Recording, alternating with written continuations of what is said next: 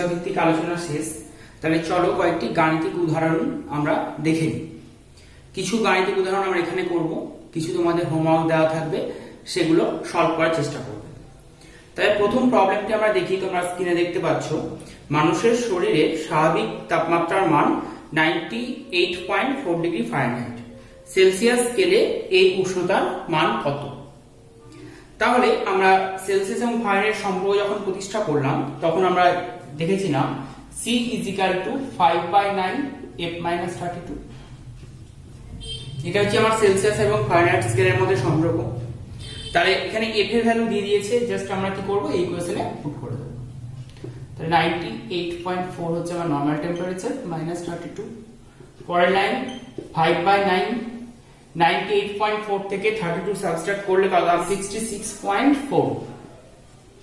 এটা যদি আমরা সলভ করি, তাহলে সলভ করলে আমার অ্যানসার আসবে 36.89। তাহলে আমরা প্রথম কোশ্চেনটা খুব সহজেই করে নিতে পারলাম যে সেলসিয়াস স্কেলে ওই উষ্ণতার মান 36.89। তাহলে এবার পরের কোশ্চেনটা আমরা দেখে নিই। তোমরা স্ক্রিনে দেখতেই পাচ্ছ কোশ্চেনটি। কোন উষ্ণতায় সেলসিয়াস থার্মোমিটারের পার্ট ফারেনহাইট থার্মোমিটারের পার্টের দ্বিগুণ হবে? এটি হচ্ছে আমাদের কোশ্চেন। তাহলে এখানে ওরা বলে দিয়েছে সেলসিয়াসের পার্ট ফারেনহাইটের দ্বিগুণ হবে, মানে শর্তানুযায়ী C = 2F হবে। এবার আমরা এই দুটোর মধ্যে ফর্মুলা কি জানি, C/5 = F - 32/9। তাহলে C এর জায়গায় আমরা কি করব, 2F পুট করে দেব। তাহলে 2F/5 = F - 32/9। কোণাকুণি গুণ করছি, তাহলে 18F = 5F - 160, 13F = -160। আমরা পরের লাইনে F = -160/13 করি, আমরা একটা দশমিকের উত্তর পাবো। সেই দশমিকের উত্তরটা হচ্ছে -12.3। তাহলে আমরা এই ভ্যালু বের করে নিলাম F = -12.3, অর্থাৎ উত্তর লিখে নেবে নিম্নীয় উষ্ণতা = -12.3 ডিগ্রি ফারেনহাইট। তাহলে পরে আমরা গাণিতিক সমীকরণটা দেখি, এটি খুব ইম্পর্টেন্ট, ঠিক আছে, সব মন দিয়ে শুনবে। একটি প্ল্যাটিনাম রোধ থার্মোমিটারের রোধ বরফ বিন্দু ও স্টিম বিন্দুতে যথাক্রমে 2.5 ওহম এবং 3.5 ওহম। ফুটন্ত গন্ধকে ওই পার্ট 6.5 ওহম। তাহলে গন্ধকের স্ফুটনাঙ্কের মান কত? অঙ্কটা খুবই ইজি, তোমরা শুনে বুঝতে পারছো কোন ফর্মুলাতে হবে হয়তো অঙ্কটা সলভ। আমি একটু আগে করে দেখালাম প্ল্যাটিনামের ক্ষেত্রে রোধের ফর্মুলা। তো ব্যাপারটা হচ্ছে এখানে লোকে যেটা একটু বুঝতে প্রবলেম হয় বা ছাত্রছাত্রীরা যেখানে কনফিউজ হয়ে যায়, সেটি হচ্ছে বরফ বিন্দু এবং স্টিম বিন্দু। তো এটি মনে রাখার জিনিস বা কনফিউজ হওয়ার কিছুই নেই। বরফ বিন্দু মানে বলা হচ্ছে 0 ডিগ্রি সেন্টিগ্রেড উষ্ণতা তাপমাত্রা এবং তার রোধ, আর স্টিম বিন্দু মানে সবাই জানি 100 ডিগ্রি সেন্টিগ্রেড, তাহলে আর 100। তাহলে আমরা এখানে যেগুলো পেয়েছি সেগুলো ফার্স্ট লিখে নিই। আর থিটা = আমরা পেয়েছি 6.5 ওহম। R0 এর মান দিয়েছে আমাকে, বরফ বিন্দুর মান 2.5 ওহম, তাহলে R0 এর মান 2.5 ওহম। আর R100 এর মান আমাকে দিয়েছে হচ্ছে 3.5 ওহম। তাহলে এই তিনটি ফার্স্ট আমরা লিখে নিলাম। তাহলে আমরা ফর্মুলাতে একটু আগে শিখেছি, theta = R θ - R0 by R100 - R0 × 100। Just আমরা কি করব, ভ্যালুগুলো পুট করে দেব। তাহলে R θ এর ভ্যালু দিয়েছে 6.5 - R0 মানে 2.5 বাই 3.5 - 2.5 × 100। 4.5 - 2.5 মানে 4, 1 হচ্ছে, তাহলে ভ্যালু হচ্ছে 400। তাহলে থিটার ভ্যালু বের হচ্ছে আমার 400। এবার উত্তর লিখে নেবে, অতএব গন্ধকের স্ফুটনাঙ্ক 400 ডিগ্রি C।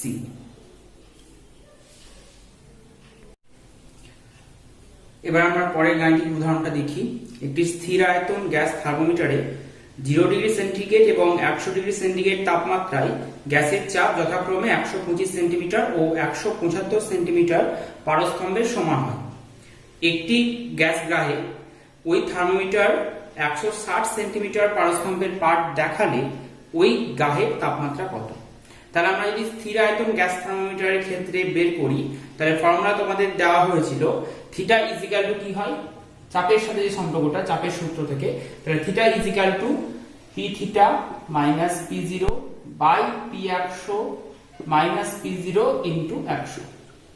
একটু আগে যেটা আমরা থার্মোমিটার হিসাব করলাম রেজিস্ট্যান্স, প্ল্যাটিনাম রেজিস্ট্যান্সের ক্ষেত্রে বা প্ল্যাটিনাম ওয়্যারের ক্ষেত্রে, সেখানেও এরকম সিমিলার একটা রাশি পেয়েছিলাম, কিন্তু সেখানে এই সিমিলার রাশিতে সব আর দিয়েছিল, যেটা চাপ ক্যালকুলেট করতে বলছে সেম জিনিসই হবে, কিন্তু জাস্ট আর এর জায়গায় পি বসবে। তাহলে এখানে সব মানগুলো দেখি। প্রথমে কি আছে, পি থিটা আমার প্রদত্ত তাপমাত্রায় কি দেখতে পাচ্ছি আমরা 100 ডিগ্রি তাপমাত্রায় গ্যাসের চাপ হচ্ছে 175 সেন্টিমিটার, আর প্রদত্ত তাপমাত্রা হচ্ছে 160 সেন্টিমিটার। 160 সেন্টিমিটার পারস্তম্ভে পাঠ দেখাচ্ছে, তাহলে পি থিটার জায়গায় আমরা কত বসাবো, 160 বসাবো। মাইনাস পি জিরো মানে 0 ডিগ্রি সেন্টিগ্রেড উষ্ণতায় চাপ কত বলেছে, 125 সেন্টিমিটার, 125 বাই পি 100, তাহলে 100 তে আমার ডেটা কত দেওয়া আছে, 100 ডেটা দেখতে পাচ্ছি আমরা 175 দেওয়া আছে, 175 minus P zero, minus P জিরোটা আমরা আগে করে নিয়েছি, তাহলে 125 ইন্টু 100। তাই এটা হিসাব করলে আমার থিটার ভ্যালু বেরিয়ে যাবে।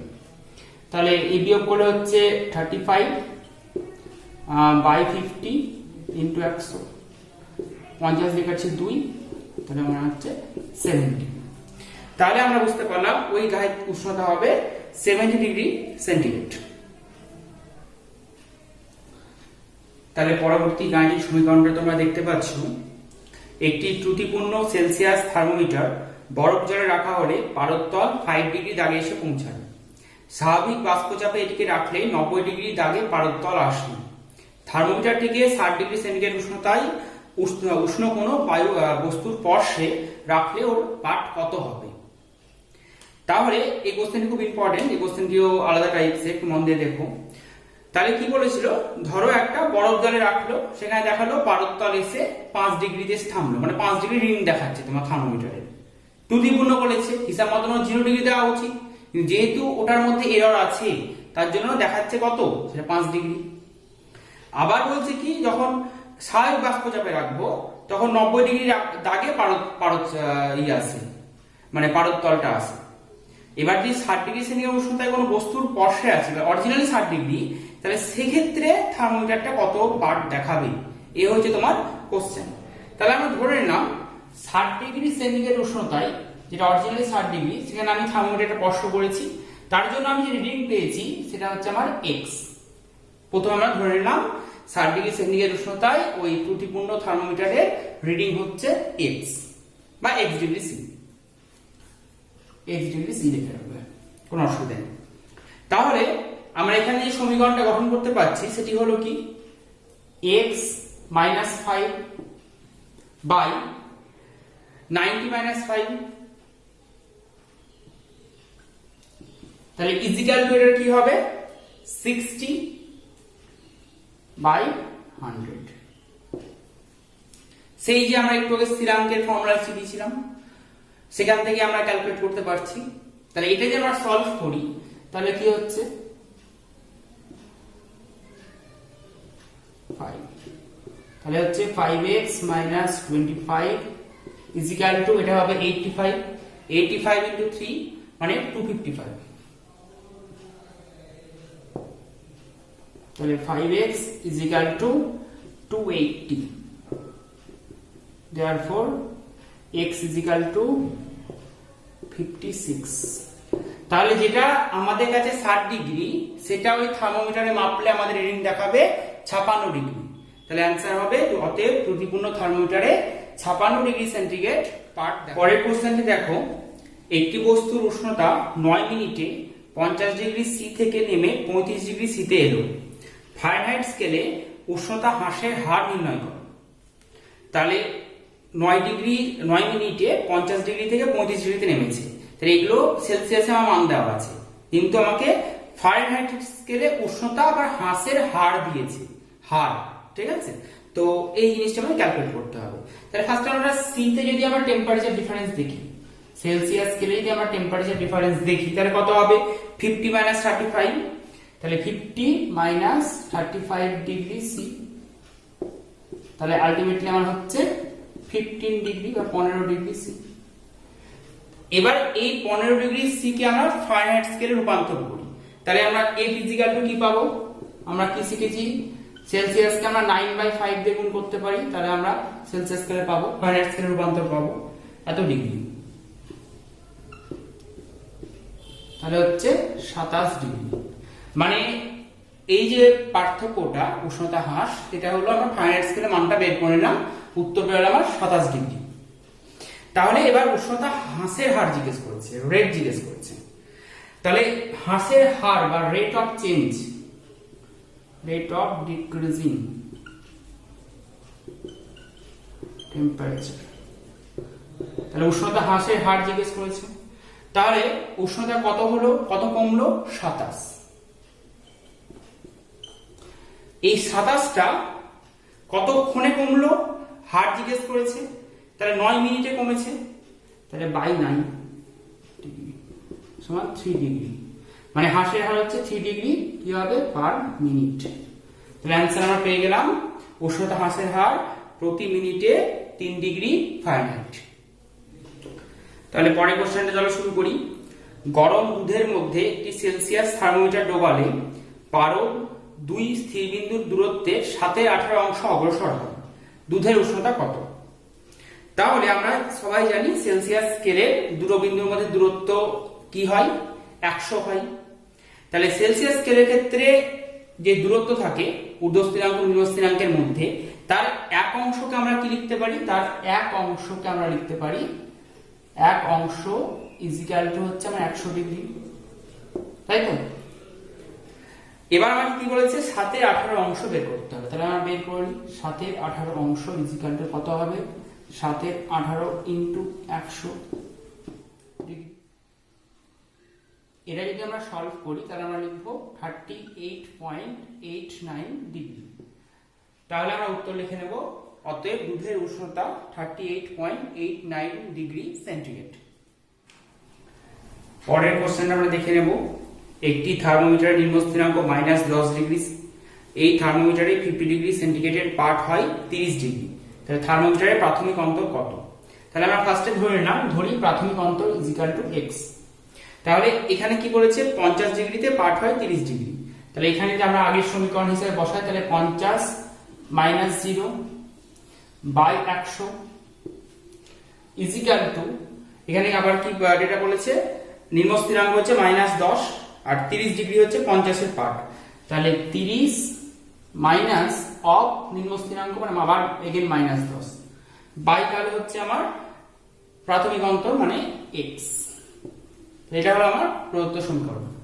এবার আমরা এটাকে হিসাব করব, তাহলে 50/100 ইজিক্যাল টু 30 মাইনাস আছে প্লাস, 30 প্লাস 10 মানে 40, 40/x 2, তাহলে x ইজিক্যাল টু 80। তাহলে আজকে আমাদের আলোচনার লাস্ট গাণিতিক সমীকরণটি দেখি। এটি খুব ইম্পর্টেন্ট, কারণ এটি 2011 সালে WBJEE তে এসেছিল এবং তাছাড়াও বিভিন্ন বোর্ড এক্সামেও এটি আমরা দেখতে পাই। কি দেওয়া আছে, a ও b তাপমাত্রার স্কেল দুটির মধ্যে সম্পর্ক A-42/110 ইজিক্যাল টু B-72/220। তাহলে কোন তাপমাত্রায় দুটি স্কেলের সমান পাঠ হবে? তাহলে সমান পাঠ হবে মানে আমরা a স্কেল এবং b স্কেল এই দুটোর ভ্যালু আমরা t ধরে নিতে পারবো। ধরি t ডিগ্রি তাপমাত্রা a equal to b equal to t হবে, সমান হবে। তাহলে ওদের প্রদত্ত সমীকরণে আমরা এর জায়গায় t বসাচ্ছি, তাহলে t - 42/110, আর এখানে সমীকরণটা ছিল আমার t - 72/220। জাস্ট আমাকে এই সমীকরণ থেকে t এর ভ্যালু বের করতে হবে। 2t - 84 ইজিক্যাল টু t - 72, এদিকে নিয়ে এলাম, তাহলে t equal to -72 plus 84 equal to 12, তাহলে আমার উত্তর বেরিয়ে গেল 12।